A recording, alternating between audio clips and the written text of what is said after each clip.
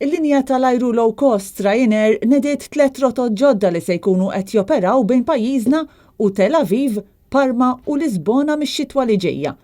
Il-linja tal-ajru se tkun qed topera 2 titjiriet fil-ġimgħa minn u lejn dawn l-bliet. Dan ħabru David O'Brien, il-kap eżekuttiv ta' Ryanair, waqt konferenza tal-aħbarijiet. O'Brien spjega kif Ryanair permezz ta' dawn ir-rotot se tkompli tgħin sabiex jissaħħaħ il-qasam tat-turiżmu f'pajjiżna.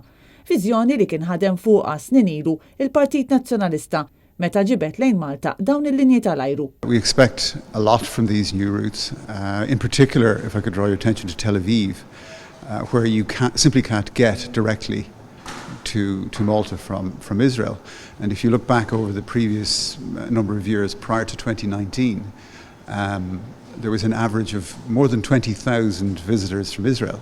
Now those visitors can't get here, and we will enable that. From this winter we'll be putting 38,000 seats at low fares, which is also important.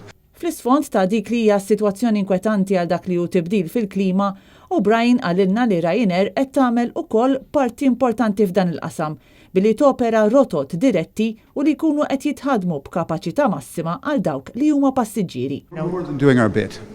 We are the best at what we do in that we are introducing aircraft that burn less fuel, produce less noise, and they're full. Intant fl-aħħar konferenza ta' aħbarijiet li għalija kien preżenti David O'Brien, l-istazzjon laburista uża l-istess kap eżekuttiv ta' Ryanair biex infex f'attakk partiġan kontra Net News.